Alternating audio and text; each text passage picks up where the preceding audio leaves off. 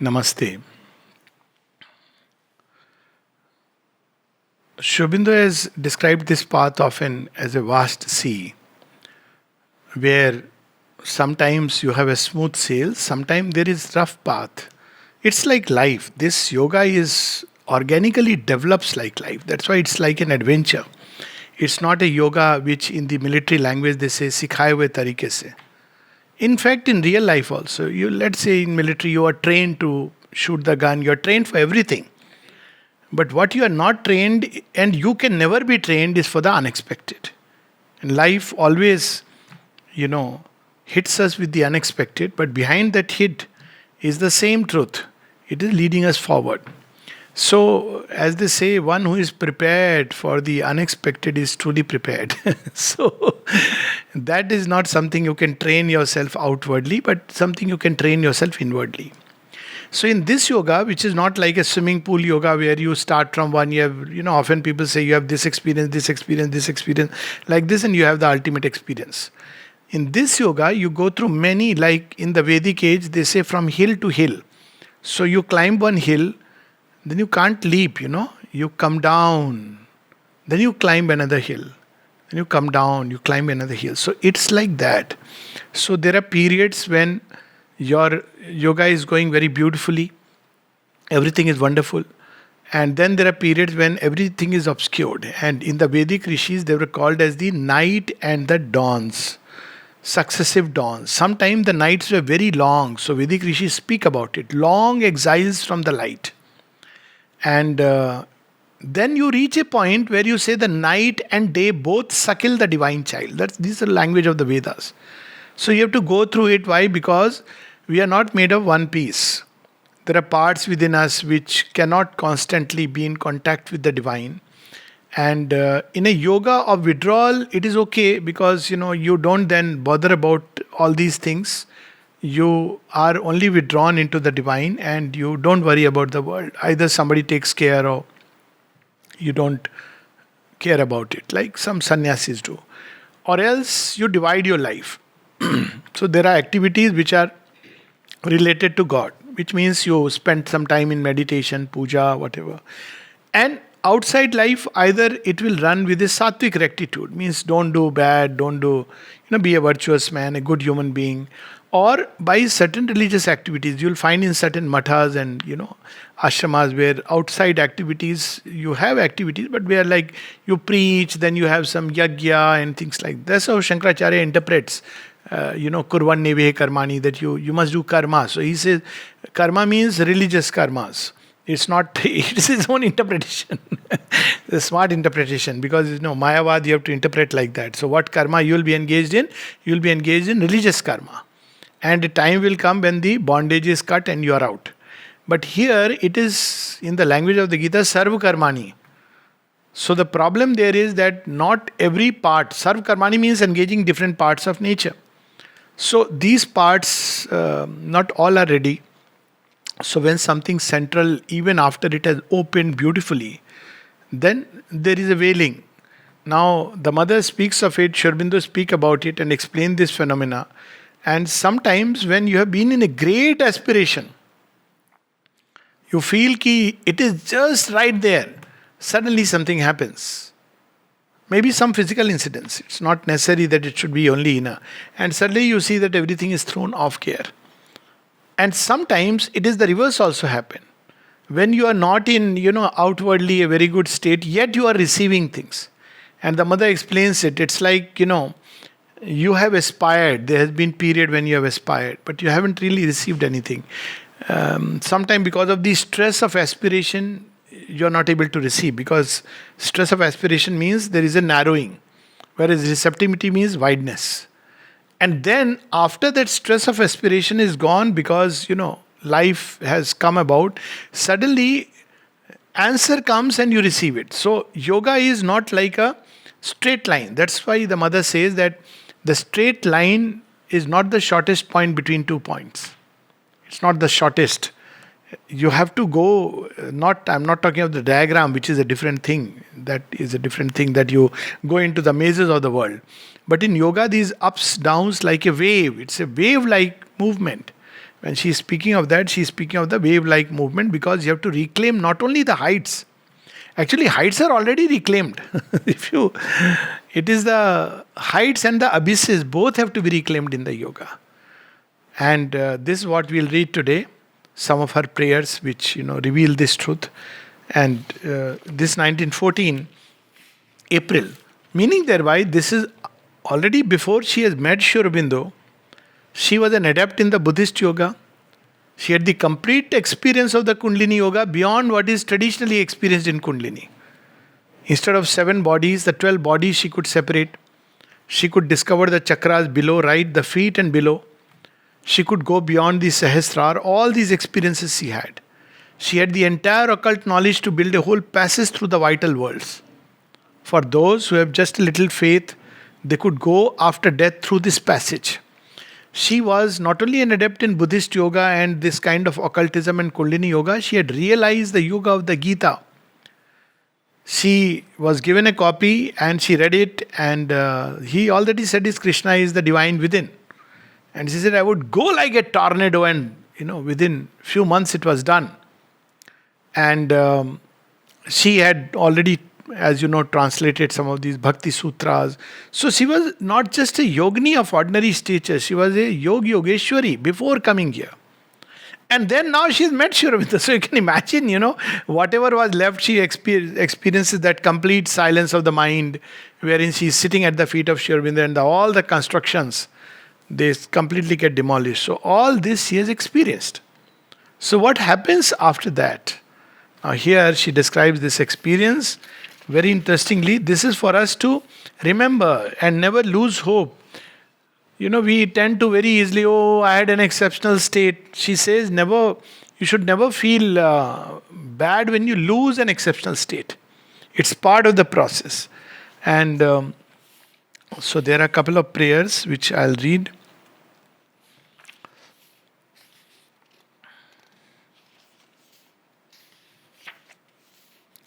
This one is prayer dated April 18th, 1914. And one more, let me take out so that I can read both of them.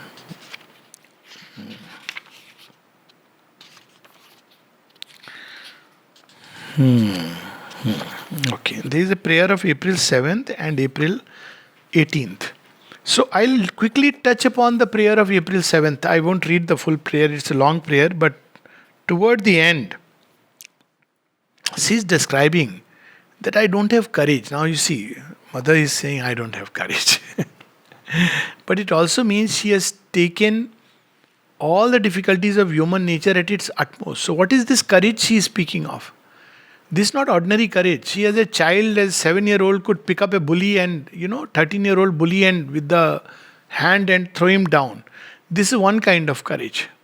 There is another kind of courage which she says is about acknowledging your mistakes. Now, this courage is still okay, this brute courage. But this courage where you have to acknowledge your mistake is very rare in human beings. We are all the time busy saying you are wrong, you are wrong, you are wrong. And then the courage to rectify it. And the supreme courage to master the ego. She says that is the hour to be heroic. Heroism is not what we expect. Heroism is to annihilate the ego, to put it at the service of the divine. It needs a lot of courage. So she speaks about this courage, that I have laziness and I lack courage. This is, I must say, as a child on behalf of mother, the last thing that one can really ever talk about her is laziness. Sri Aurobindo spoke about it, about himself, that I was lazy by nature. Because, when you are so brilliant, amazingly brilliant, so everything is so easy for you, So one can understand. But the Divine Mother, she is constantly active, and yet she is able to detect within her that little spot where she may say, and now what is this laziness she is speaking of? She knows has to be a new creation. She has commissioned for that. All else she has realized. But now she has to not only just imagine the difficulty of the pathfinder. She knows there is a new creation. Now we talk about new creation, supramental being, new race, new species, all the path, everything. At that point of time, she is born with this impulse that I have to build here a new creation. What that new creation will be, what it is, nothing. So there is a very different kind of effort. So she says, I have the conception, but I am not willing to make the effort. So she is using the word laziness for that. Okay. So, and there is a beautiful line here. Oh Lord, I laugh a little sorrowfully at the idea that I could sometimes have a good opinion of my being, of its efforts and their results.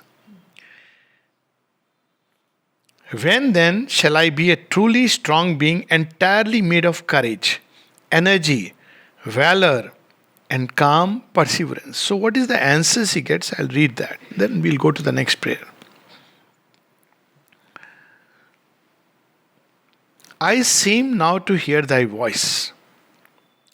Never hast thou been able to die integrally. This is one of my favorite passages, a long time back, is to put it on the door to remember. What it means to die integrally. You see how every moment the earth dies and is reborn? We don't realize it.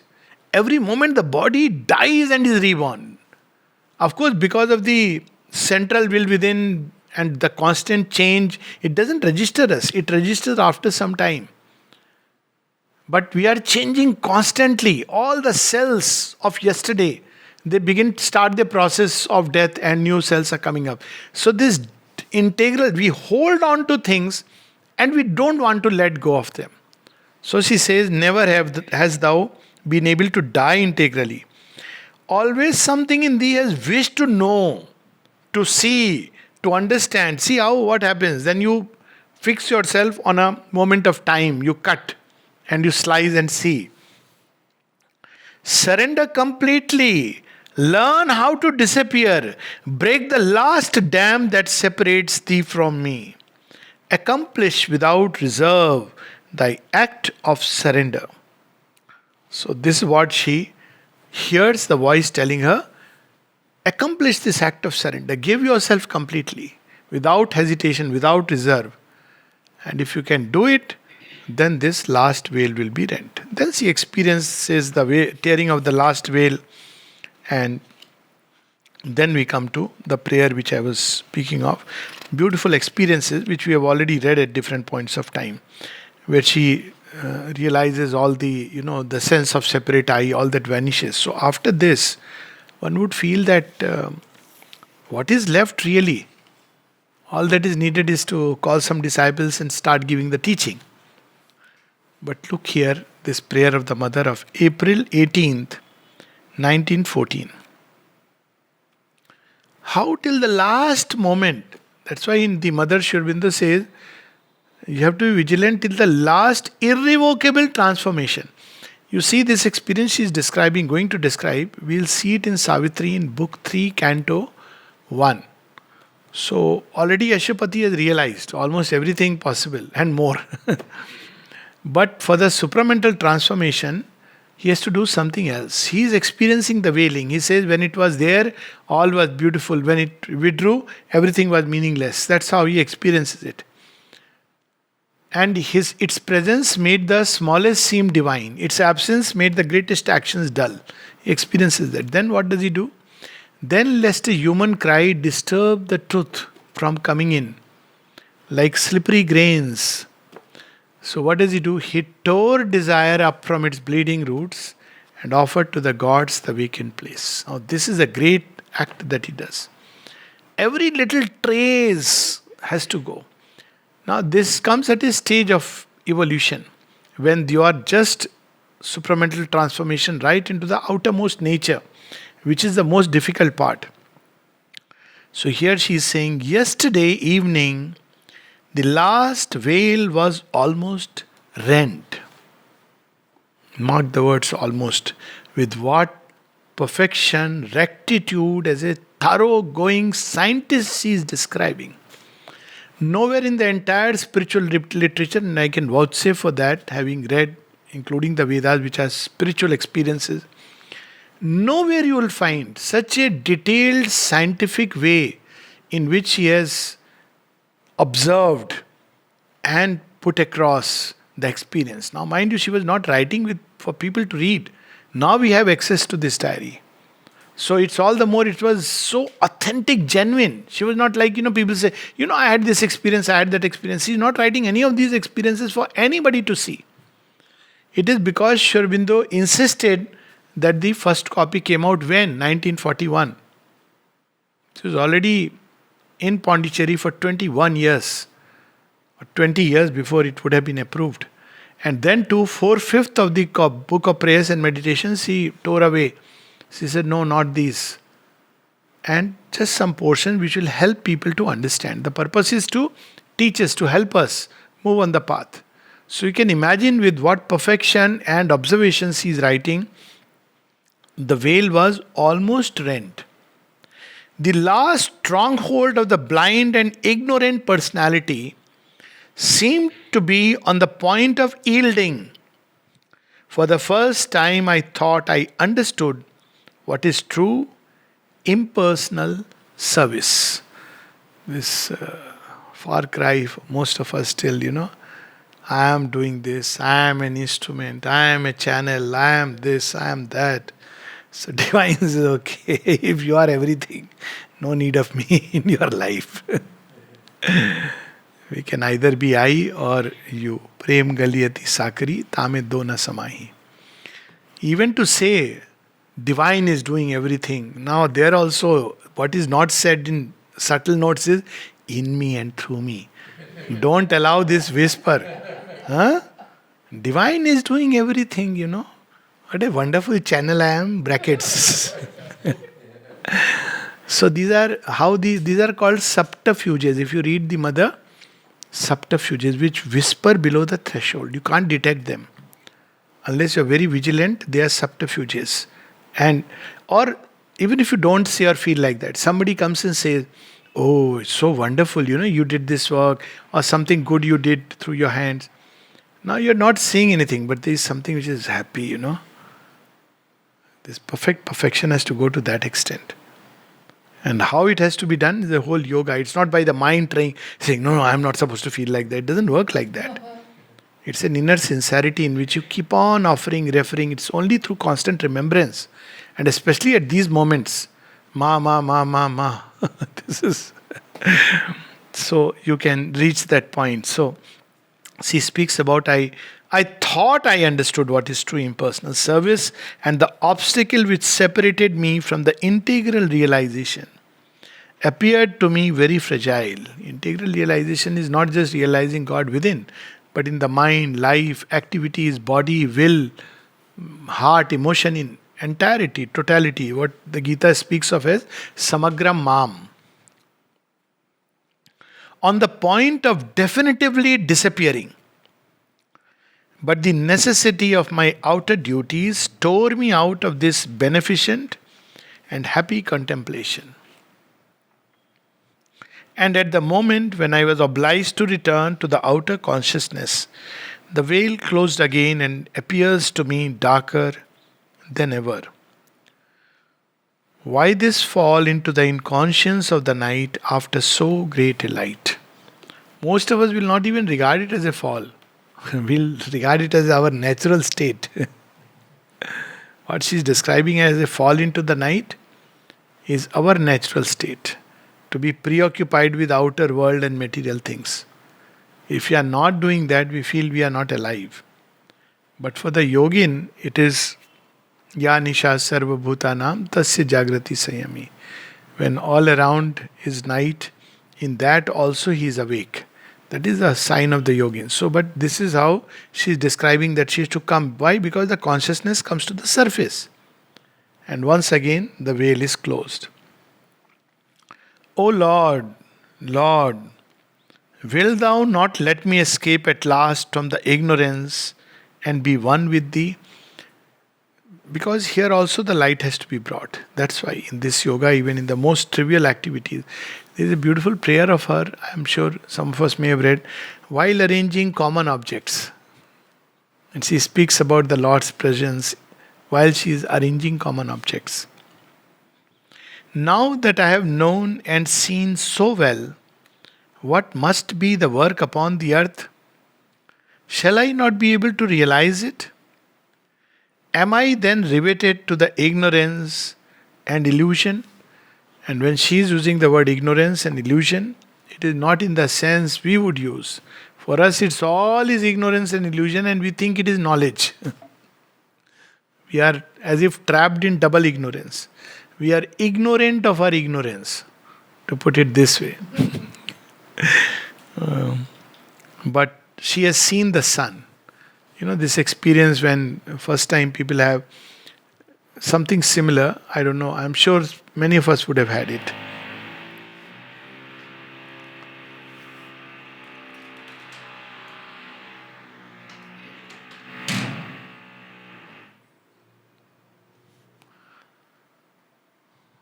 So I have had this experience, I'm sure everybody would have had it. When you come here for the first time or few times, you feel very beautiful, no? After a week or so, when you go back, suddenly it is like the same world, the same house, the same everything, the same city, but it's not the same. So you go into that and it's like a fall. Now, if somebody says, "What's wrong?"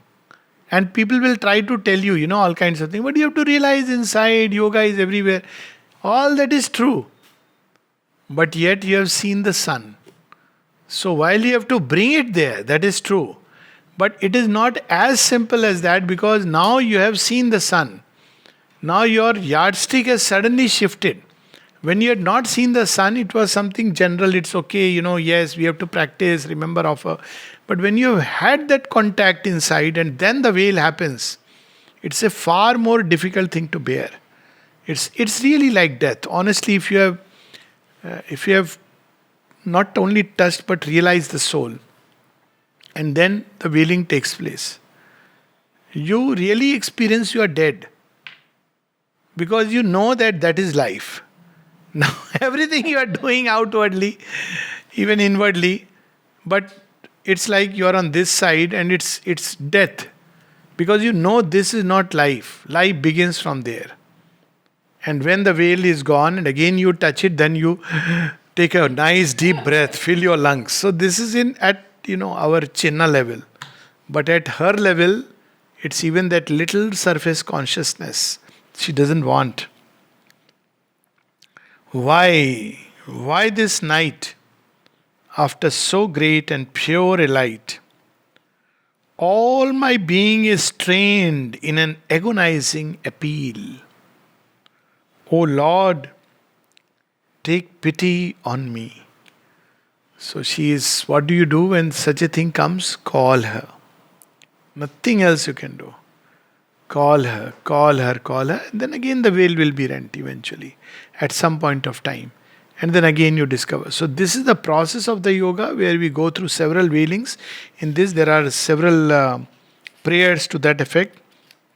For example, there is another prayer on April 20th, which I think we have already read, but after I had hoped so much, after I had come to believe that my outer being was at last to become an instrument adapted to thy ends, after the hope had come of being delivered at last from this ego, the outer being's ego, so cumbersome and obscure, I feel as far from the goal as before, as ignorant, as egoistic as I was before this great expectation. And once more the way rolls out interminable across the fields of inconscience. The sublime door is again closed, and again I find myself on the threshold of the sanctuary without any power to enter. But I have learned to regard everything smilingly with a tranquil heart. What is important is never to enter into despair. Never to give in to despair. There is a very beautiful writing of the mother where she speaks about, she's telling man that you who walk into the night, gather the gems of the night, pearls of the night. Because that is a passage. And she says, listen to a friend who has faced this ordeal and who has walked into the night, the supreme discovery. That's where toward the end she speaks about it. Only I ask thee. She says, regard it as smile. It's like, Lord, you have put me here, you have to put me out. And then or bring the light here. She says, only I ask thee, O my divine master, not to let me commit errors, even if the instrument is condemned again for a time to inconscience. Grant that it may faithfully and docilely let itself be guided by thy divine law. This is the condition of the divine worker who has to be perfect in service. Sri Aurobindo says there is a joy in the sword being kept by your side, divine, and the joy when it is in the battle, the joy when it is broken and cast aside. All these joys, equal joys, one has to experience. I salute thee, O Lord, with a profound and pure devotion. Oh, be the sovereign master of all hearts. So, this we should always do: prayer, invocation, calling upon her, and complete trust. However dense the night, the veil will be rent again. There is no night where she cannot reach. However dense the inconscient, and one single ray is enough. You see, in Savitri, that's what happens. One ray, and death says, oh my God, and who could light a ray? And that ray which we must always keep in our hearts is hope. So, hope is the ray which we must always keep. Light the flame of hope. Of course, faith is perfect. Faith, experience, all they come later, knowledge. But even if faith is excluded for a while, keep the hope that the Lord will come. She will come. She will find her way. I do not know the way out, but she knows the way in. And she will come.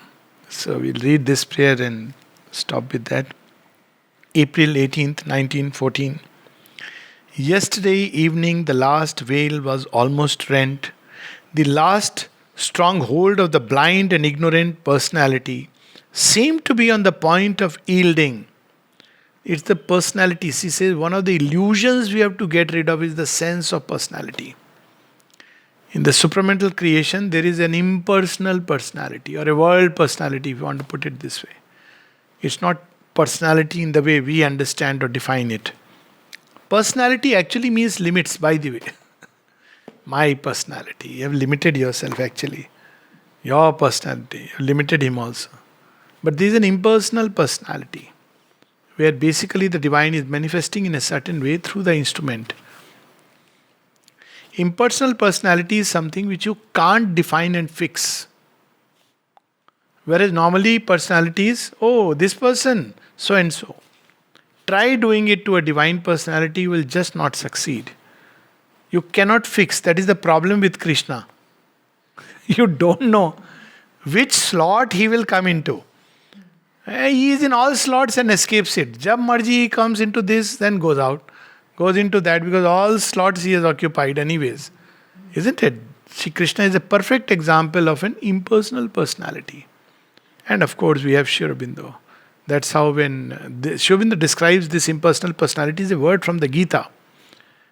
Essays on the Gita. And Puraniji, when he met Sri Aurobindo, he speaks of that. That his was an impersonal personality. So you don't know what would manifest at a given point of time. Anything could manifest under the divine impulsion. It's not fixed by the mind. Mind fixes. This is possible, this is not possible. This I shall do, this I don't do. All kinds of rules we make. But for an impersonal personality, it is that flow. And the obstacle which separated me from the integral realization appeared to me very fragile, on the point of definitively disappearing. But the necessity of my outer duties tore me out of this beneficent and happy contemplation. Any work actually demands narrowing of consciousness. It implies by its very nature, and the more the outer the field, the more you have to narrow out. You may be in a vast consciousness inside, but the moment you work, you have to enter into a narrow state. That's why this, you may abstract point of, not abstract, but conceptually you can say, yes, divine is beyond good and evil. Which is true. Beyond right and wrong, which is true. You can enter a state when all these things fall away. But the moment you act, you have to make a choice. Now the choice will not be based upon your human idea of right and wrong. But the choice is still there. The moment you act, choice comes in. Because at any given point of time, there are several things. Inwardly, you can contemplate. But when you act, you have to narrow down and concentrate and act upon one element. And at the moment when I was obliged to return to the outer consciousness, the veil closed again and appears to me darker than ever. Why this fall into the inconscience of the night after so great a light? Not ordinary light, so great a light. The light of lights.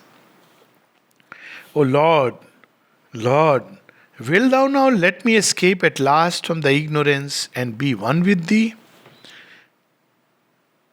Now that I have known and seen so well what must be the work upon the earth, shall I not be able to realize it?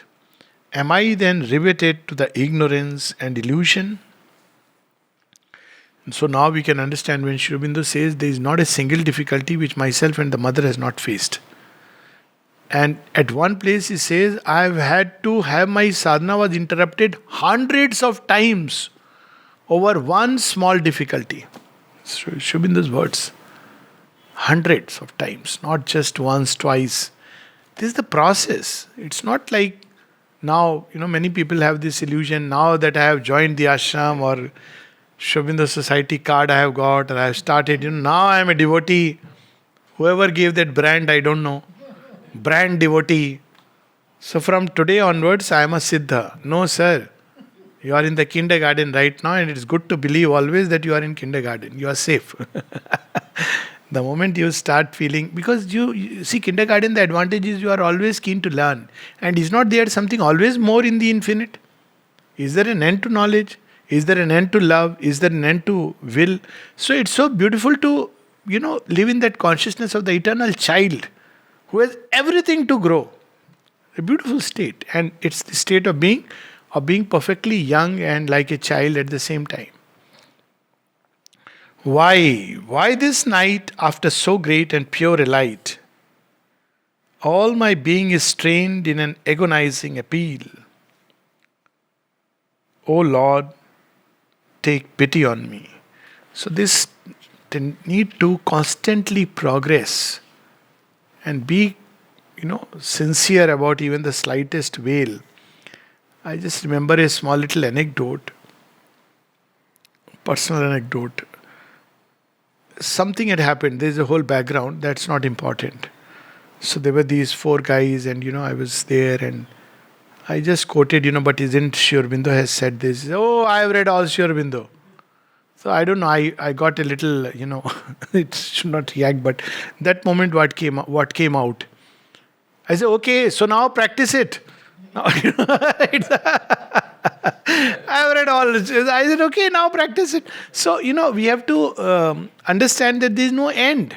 And where is the end of knowledge? Where is the end of practice? Where is the end of perfection? So, this truth that one has to keep on moving forward is frightening to some. Because we all want, okay, what is the goal, end point? We don't like, the goalpost shifts. The divine is very smart at doing it. Shifting the goalpost. You feel I'm going to, and suddenly you feel goal to kahi aur hai. That story, Buddha, catch me if you can. So you go with, okay, you're panting and now again it has shifted. But look at it like this, that you started with all these players and the goal post is shifting and you are going further and further. You suddenly discover at one point of time, there's no player, nothing, it's just me and the Lord. Because he kept shifting the goalposts. And then it's delight, you rush into his arms, rather you don't even have to rush. He has drawn you till that point. So one of the beautiful things about this yoga, some people find it very frightening. Some people want a clear-cut end by definition, because mind wants like that. But where is the end of the infinite? Can there ever be an end of the unfolding of the infinite? And to some others, this is very enthusing. Because it means I'll be forever young.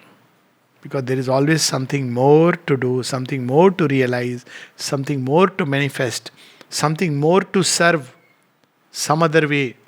So it is the yoga of the infinite which passes through all these multiple landscapes. And through all this, there is one thing which goes constant, and it is the Lord remembering the mother, remembering the mother, surrendering every state to her with an aspiration to come there also, to bring there also the light, the peace, even in the tumults of the senses. That's how Sri Aurobindo puts it. He comes unseen into our darker parts so that they are veiled by the darkness. He may do his work. Even in the tumult of the senses, he comes. And why? He says, if this were not so, then the human soul will just leave and abandon the work of transformation of earth. So that's why in this yoga of transformation, one has to go through all these states. Otherwise, you realize a part which is beautiful and leave everything. So when we go into these states, that means the divine is telling us, hold on, hold on. There is something yet to be done. You have missed out. So you go there and say, now you're happy, Lord. Yeah, for a moment you can relax. Then after some time, here also. And the finger that shows us those spots is also the finger that brings light and peace. Namaste.